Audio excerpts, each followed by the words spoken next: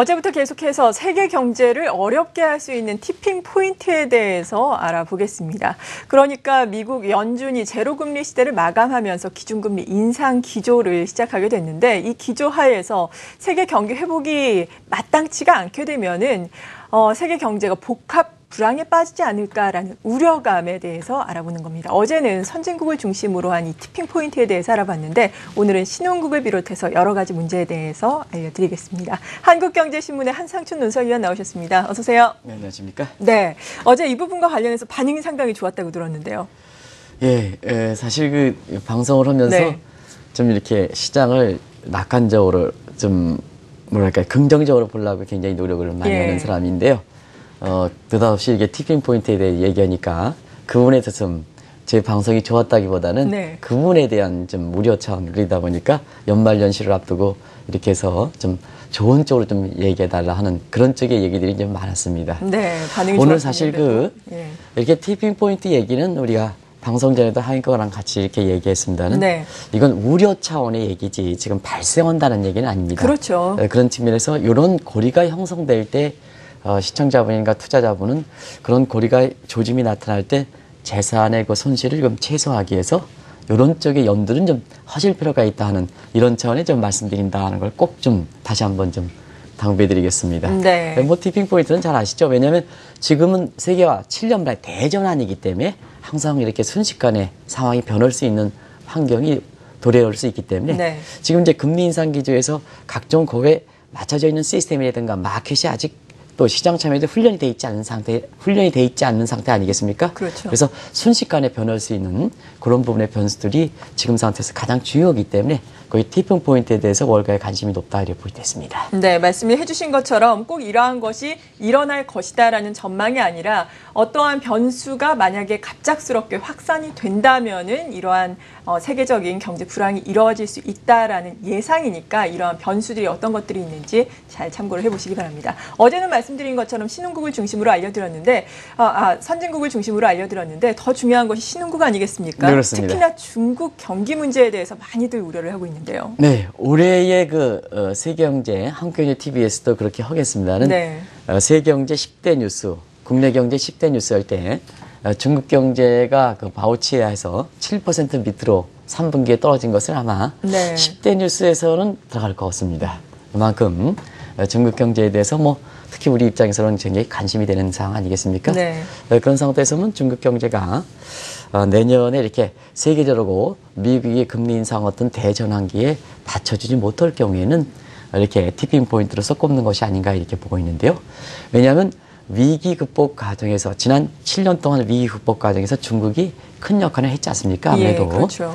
그런 상태에서 보면 미국의 금리 인상이 되고 미국 경제가 제일 녹록치 않은 상태에서 오늘도 이제 미국의 그 3분기 성장률이 월가 예상치보다는 좀 높게 나오긴 했습니다. 2% 정도 나오기 때문에 미국의 지금 잠재 성장률이 3% 정도로 감안하면 1%포인트의 디플레이 갭. 이 디플레이 갭은 완전치 못하다 이렇게 보시면 되겠습니다. 시청자분이 완전치 못한 성장률이다 이렇게 볼 때 있습니다. 이런 상태에서 중국이 성장률이 이렇게 많이 떨어질 경우에는 이것이 세계 경제 상황을 언제든지 이렇게 바꿔놓을 수 있다. 이런 측면이거든요. 그런 각들이 자막에도 이제 쭉 나오고 있습니다는 사실 내년에 중국에 대해서 이런 점을 감안해서 중국 자체적인 뿐만 아니라 그리고 세계 경제 입장에서도 중국이 이번에 그 끝났던 경제 공작회의에서 이번 이제 경제 공작회의는 그렇게 이슈가 많이 되진 않은 것 같아요. 그렇죠. 근데 이 경제 공작회의는 사실 내년도에 경제정책 방향을 결정하는 회의인데요. 부양 기조를 유지하겠다. 구체적인 내용에 대해서는 그렇게 명확하게 나오지는 않습니다만 부양 기조를 유지하겠다 하는 이런 입장과 같은 맥을 같이 하는 것이 아닌가 생각합니다. 아무튼 간에 중국 경제 입장에서는 소프트 랜딩 되지 않고 일본주의 의견은 하드 랜딩이라든가 미들 인컴 트랩 같은 중증 감정에 빠지면 세계 경제 입장에서 상황을 돌려놓을 수 있을 만큼 위상이 높아진 측면에서 나오는 우려다 이렇게 보이겠습니다. 네, 내년에도 중국의 경제 성장률이 어느 정도까지 낮아질까가 관건일 때 일단은 전망치를 보자면은 뭐 7% 아래로 대부분을 전망하고 있지 않습니까? 이것을 그렇습니다. 비롯해서 중국 경기와 관련해서 중국 현지에서 현안들이 상당히 많죠. 네, 내년도에는 중국 경제가 특히 중국 정부가 성장률을 최소한 6%대는 유지하려고 굉장히 노력할 겁니다. 왜냐하면 대내적으로 중국이 내년에 각종 원대한 계획을 추진하는 원년이지 않습니까? 그렇죠. 그런 걸 좀 잠시 양 PD랑 같이 자막을 통해서 좀 이렇게 알아보겠습니다. 이 네. 내용은 굉장히 중요하기 때문에 한번 보겠습니다. 내부적으로 보면은 이제 13초 5개년 추진 원년이죠. 그래서 13초 5개년 계획의 추진 원년입니다. 이게 네. 2016년부터 2020년에 출범 첫 해거든요. 대외적으로는 아시아 인프라 투자은행 아시겠습니다는 이게 내년부터 첫 삽을 뜨죠. 네. 그래서 그렇고요. 시청자분한테는 다소 좀 이렇게 알려지지 않을 수가 있었습니다. 많은 그 전문가들이 이 부분에 대해서는 얘기를 하지 않은 시각이기 때문에. 그래서 여기 이제 브릭스 개발은행이 확대 개편해서 NDB다에서 New Development Bank다에서 요 월드뱅크와 같이 중국 주도해 하는 이 신개발은행도 내년에 사실상 첫 삽을 뜹니다. 네. 그리고 중국판 IMF와는 긴급 외환 기금도 내년에 첫 삽을 띄는 상태거든요. 근데 여기 이제 자막에 여기 지금 나오고 있죠? 이것도 중요합니다. 내년에는 올해 그 11월 말에 11월 30일에 중국 위안화 SDR 편입했는데 잠정 기간을 설정했죠. 예. 그래서 내년 10월 1일부터 이렇게 발효되는데요. 역시 SDR이 내년에 10월 1일부터 발효되는 상태거든요. 자, 그러면 13차 5개년 계획, 그다음에 ARB, NDB, CRA, 그 SDR 위안화 편입. 이게 전부 중국 입장에서는 굉장히 큰, 시청자 여러분 생각하기에 굉장히 큰 계획들 아닙니까? 이게 첫 해거든요. 근데 뭐든지 있잖아요. 가정에서 이렇게 좋은 계획을 하더라도 가정이 이렇게 안정이 돼야 그 계획이 추진될 수 있다. 이렇게 기대가 형성되는 거거든요. 그렇죠. 그런 각도에서 보면 내년에 중국 경제가 만약에 일부에서 얘기하는 것처럼 5%대 이렇게 떨어질 경우에는 이런 계획들이 무엇보다도 중국이 가져갈 수 없다. 이렇게 얘기하거든요. 네. 그런 측면에서 보면 내년에 중국 경제 성장률은 일부에서 얘기하는 것처럼 굉장히 밑으로 빠지는 것보다는 6% 지역에 굉장히 노력하지 않겠나 하는 측면인데요. 앞서 말씀드린 같이 중국 경제 성장률이 굉장히 떨어질 경우에는 이런 중국이 추진하는 이 과제들이 좀 흐트러질 가능성이 있기 때문에 네. 이게 세계 경제 입장에서도 이게 언제든지 세계 경제를 어렵게 할 수 있는 요인이기 때문에 이런 부분을 좀 지적하는 것이 아닌가 이렇게 보고 있습니다. 네, 근본적으로 중국 경제가 연착륙을 하고 또 중국 경제의 체질을 바꿀 수 있는, 그리고 중국 경제가 한 단계 도약할 수 있는 지금 말씀해 주신 이러한 계획이 잘 실천되기를 바라보겠습니다. 그리고 중국을 포함해서 신흥국에서 자금이 어느 정도 빠져나갈지도 관건일 텐데요. 이 부분은 어떻게 전망들이 나오고 있나요? 네, 지금 이제 외국인의 매도세가 어느 정도 좀 진정이 되고 있는 이런 상태죠. 우리 국내 증시 같은 경우에는. 대부분 사람들이 이제 미국의 금리 인상에 따라서 신흥국에서 자금 이탈된다 이런 측면인데요.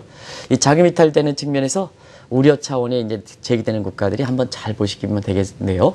실제로 미국의 금리 인상에 따라서 신흥국의 자금이 많이 이탈되느냐 하는 측면은 한 번 정도는 좀 곰곰이 생각해 보시기 바랍니다. 왜냐하면 이게 출구 전략이 우리가 누차에 말씀드리는 2년 지색되어 왔다 이렇게 보시게 됐습니다. 지금은 이제 금리 인상으로 본격화되지만 립 서비스 기간이 2013년 5월 말이고 그 다음에 작년 10월에 양적 완화 정책 종료하고 그 다음에 이번에 금리 인상 됐지 않습니까? 네. 기간으로 본다면 지금은 심리가 차지하는 효과가 크고 네트워킹 효과가 크기 때문에 느닷없이 그냥 출구 전략 갈 수는 없죠. 그렇죠. 그래서 사전에 예고하는 게 2013년 5월부터다 이렇게 보시면 되겠습니다. 그때는 많이 흔들렸죠. 그때는. 그래서 그렇죠. 이제 아시겠습니다는 그때 프레자일 5에서 취약 5개국 인도, 인도네시아, 터키, 남아공, 그다음에 브라질 이런 국가들 중심으로 해서 굉장히 흔들렸는데요. 자, 지금 이제 막상 미국의 금리를 올렸는데 신흥국에서 자금 이탈 정도가 그때에 비교해서 어떤 만큼일까 하면 생각보다 그렇게 높지는 않습니다. 네. 많은 사람들이 얘기하는 것처럼.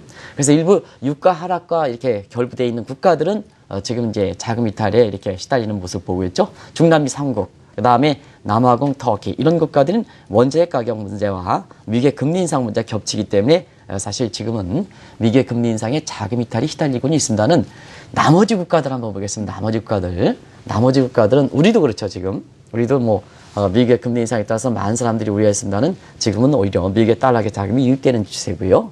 사우디 자금도 이제 마진콜 현상이 좀 어느 정도 마무리됨에 따라서 중동계 자금들 이탈도 좀 이렇게 마무리되는 이런 상태에 있지 않습니까? 네. 그런 과정에서 우리 코스피 지수가 사실상 일부 한국에서 비관적으로 보는 사람들은 금리 인상 직후에 코스피가 1900 밑으로 떨어진다 하는데도 지금 코스피 지수가 거의 2000선 바짝 다가서는 모습을 보이고 있죠. 네. 그런 측면에서 전반적으로 놓고 볼 때는 미국의 금리 인상에 따라서 신흥계 자금 이탈 정도가 그렇게 심하진 않다.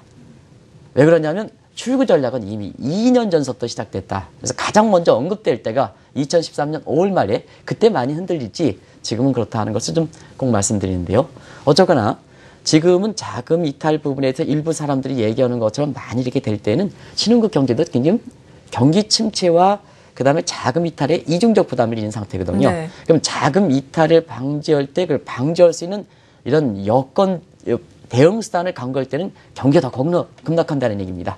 그런 각도에서 과거에 비해서 경제 비중이 높아진 상태에서는 이 자금 이탈 부분도 순식간에 지금은 순조로운 부분에서 사실 어느 순간에 이렇게 이탈 규모가 클 경우는 세계 경제 티핑 포인트를 이렇게 꼽는다 이렇게 보시겠습니다. 네, 지금 말씀해주신 것처럼 신흥국에서의 외국인 자금 이탈 규모가 많이 완화되기는 했지만 그래도 이러한 부분이 티핑 포인트로 지적될 정도로 상당히 또 문제가 되고 있는 상황인데요. 그것을 또 예방하기 위해서 많은 신흥국들이 대응책을 내놓거나 또 세우고 있지 않습니까? 네, 이제는 이제 신흥국들이 많은 위기를 거치면서 네, 학습 효과가 있는 것 같습니다. 그렇죠. 예. 그래서 이제 자금 이탈에서 많은 예측 기관들, 전문가들이 얘기하는 시각대로 그렇게 자금 이탈은 되지 않는다. 이런 측면에서 그 출구 전략이 2년 동안 지속되어 왔다는 이런 측면과 함께 두 번째는 신흥국들이 잘 대응하고 있다는 걸 봅니다. 양 PD께서 지금 신흥국의 자금 이탈을 어떤 식으로 대응하느냐 하는 걸 잠시 보겠습니다. 네. 지금 미국 금리 인상이 된 지 얼마 안 됐지 않습니까? 네. 그러면서 지금까지 나타난 자금 대처 방법을 오늘 곳을 조금 시간을 갖고 얘기했습니다. 나중에 시간을 줄여서 제가 그 시간 예. 맞춰드리겠습니다. 요 문제는 굉장히 중요하니까. 그래서 신흥국들이 지금 잘 대응하고 있습니다. 한번 보겠습니다. 자, 사회주 국가들 한번 보겠습니다. 사회주 국가들은 지금 대부분 다 달러 패그대에 있는 국가들 있지 않습니까? 그렇죠. 그래서 지금 대부분 다 달러 패그를 포기한다. 그래서 중국도 지금 아시겠지만 달러 패그를 포기한 데 의해서 카자흐스탄, 그 다음에 이런 그 구소련 국가들도 지금 다 달러 패거하는 모습이죠. 네. 일부 그 디폴트를 이제 선언하는 국가는 있습니다. 우크라이나 같은. 그건 서방에 대한 게 아니고 러시아에 대한 빚이다. 예. 당신네들 내전을 일으켰으니까 당신이 책임져라. 하는 측면에서 디폴트를 선언한 거. 이게 경제 보복 조치에 해당됩니다. 그래서 단순히 우크라이나가 디폴트가 선언했다 하는 측면에서 미국의 금리 인상과 연결시키면 안 된다 하는 측면입니다. 내전 당신이 일으켰으니까 당신들 한번 봐라. 이런 식으로 국제사회에서 정치적인 측면에서 사실 이해하는 시각이 좀 강하다 하는 걸 말씀드립니다. 아무튼 간에 사회주 국가들은 지금 나서를 보면 달러 패그된 패그를 포기하는 문제. 중동 국가들을 보겠습니다. 중동 국가는 패그를 유지하는 상태에서 금리를 좀 올리고 있죠. 네. 아직까지 경제 사정이 괜찮기 때문에 패그를. 지금 중동 국가들은 경제는 좀 비교적 아직까지는 괜찮은데 재정 사정이 어려워져서 그런 거고요. 그런 측면일 때 경제는 버티고 있기 때문에 패그제는 유지하고 미국과의 관계, 패그제에서 금리는 인상해서 자금 이탈 부분을 스프레드를 줄여서 이걸 대응하는 방법. 이런 네. 방법으로 두 번째 나오는 거죠. 그 다음에 대만이라든가 이런 국가는 외화가 보유가 풍부하기 때문에 사실 미국의 금리 인상에 예를 들어 자금 이탈 부담이 없으니까 오히려 경기 회복을 위해서 금리를 내리는 이런 모습을 보이는 상태고 나머지 국가들은 지금 당분간 지켜본다 해서 미국의 금리 인상에서 과거에 보면은 이렇게 자금 이탈돼서 금리 인상 쪽으로 한쪽 방향으로 이렇게 되는데요. 그때는 굉장히 좀 어색했던 정책이다. 많은 학습 효과를 통해서 지금 대응하는 방법이 크게 보면 네 가지 방안으로 다양화시키는데요. 그만큼 신흥국의 이번에 금리 인상에 따라서 도매금으로 물려가는 게 아니라 영향도 차별화되고 영향도 차별화되니까 그게 맞춰서 대응하는 수단도 차별화되는 이런 모습을 금리 인상한 지 일주일도 안 돼서 아주 뚜렷하게 나타난다 이렇게 볼 수 있습니다. 네, 특히나 지금 말씀해 주신 국제유가 하락에 따라서 경제적 어려움을 겪고 있는 중동 국가들 같은 경우에는 미국의 금리 인상과 더불어서 함께 또 기준금리를 인상하는 양상이었는데 문제는 이 국제유가의 하락세가 언제까지 지속될지 여부입니다. 일단 최근 요 며칠 사이에는 어느 정도 안정이 되면서 증시에도 호재가 됐는데 그럼에도 불구하고 배럴당 20달러대 전망도 여전히 많지 않습니까? 네, 많은 사람들이 질문하시는 거지 네. 그겁니다. 왜 유가가 이렇게 40달러 밑으로 떨어졌는데 왜 오펙국가는 감산을 하지 않느냐 이겁니다. 과거에는 유가가 떨어져서 경제 사정이 어려우면 그 국가들이 전부들 있잖아요. 감산을 통해서 올려왔지 않습니까? 네. 근데 왜 감산을 하냐. 어제도 이 여의도에서 강의를 하는데요. 그걸 가장 많이 물어보시더라고요. 왜 감산하지 않느냐. 그렇죠. 감산하면 국제유가가 올라요. 예, 그렇습니다. 네. 이제 감산하지 못하는 이유는 지금 오펙 국가들은 그 시장 카르텔인데요.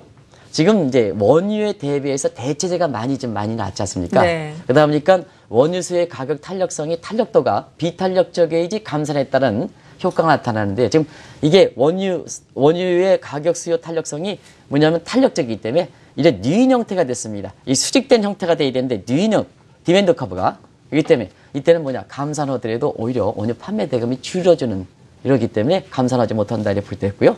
또 한 가지는 게임 시어리를 보면 오펙 국가 비호패가를 이렇게 볼 때 제수의 딜레마를 한번 시청자 여러분 생각 다 하시기 때문에 제수의 딜레마를 한번 생각해 보시면 게임스에서 2x2 매트릭스를 이용해서 딱 이렇게 보면 지금 뭐냐면 제수의 딜레마에서 한쪽이 감산하고 한쪽이 증산하면 감산하는 국가들이 이런 얘기해서 죄송합니다. 독박을 쓰는 구조입니다. 예. 예, 그러다 보니까 와닿네요. 결국 증산을 수밖에 없다. 네. 이게 이제 제수의 딜레마거든요. 그렇기 때문에 지금은 시장 카르텔이 대체제가 많이 형성되는 데서 원유세의 가격 탄력성이 탄력적이기 때문에 감산하더라도 감산해서 공급 곡선이 위쪽으로 그러니까 좌측으로 이동하면 판매 대금이 줄어드는 문제. 네. 미시경제학에서 이제 배우셨죠? 그다음에 게임스에서 보면은 지금 2x2 게임을 할 때 지금 감산한 사람이 독박을 쓰는 거죠. 예. 그 다음에니까 전부 증산에 나설 수밖에 없다. 이런 측면인데요. 지금 왜 이렇게 티핑 포인트를 뽑냐? 그러면 유가가 떨어지는데요. 유가가 일정 수준이 떨어지면 그만큼 경제 활력이 떨어진다는 문제거든요. 우리나라도 그렇지 않습니까? 지금 한국은행에서 인플레 파이터가 아니라 디플레 파이터. 네, 그렇죠. 물가가 너무 떨어지는 것이 오히려 물가가 올라가는 것보다 더 예. 어렵죠. 그러니까 세계 경제에서 활력이 중요한데 네. 뭐든지 이렇게 해서 시그널을 해서 우리 하얀국께서 일주일 전에 감기가 걸리셨을 때는 제가 이렇게 무슨 얘기를 하더라도 자꾸 이렇게 잘 안 들으시지 않습니까? 근데 이렇게 오늘 집중력이 감기가 이렇게 떨어지는 거죠. 많이 이렇게 나시니까 오늘 방송 잘 되지 않습니까? 그래서 그만큼 시그널에 대해서 레스폰스가 있다. 근데 이게 물가는 대표적으로 활력 지표이기 때문에 뭘 정책적으로 시그널 주면 국민들이 레스폰스를 해야 되지 않습니까? 근데 예. 디플레이 때는 더 위험하다는 얘기입니다. 예. 유가가 떨어지면 대부분 사람들이 유가가 떨어지면 좋지 않느냐 생각하는데 나쁜 게 가장 나쁘다 이렇게 보시는 것도 바로 그런 측면이다. 그래서 유가 부분을 보통 티핑 포인트를 꼽는다 이렇게 볼수 네, 있습니다. 그러니까 국제유가의 하락이 경제 체질을 또 떨어지게 만들기 때문에 경기 부양책을 아무리 쏟아붓더라도 이것이 반응하지 않는다라는 말씀이시네요. 그렇습니다. 네. 네네. 그리고 앞서서 여러 가지 또 신흥국의 대응책에 대해서 알아보면서 이야기가 나왔는데 자국 통화를 평가절하시키는 것 역시 또 문제가 되지 않습니까?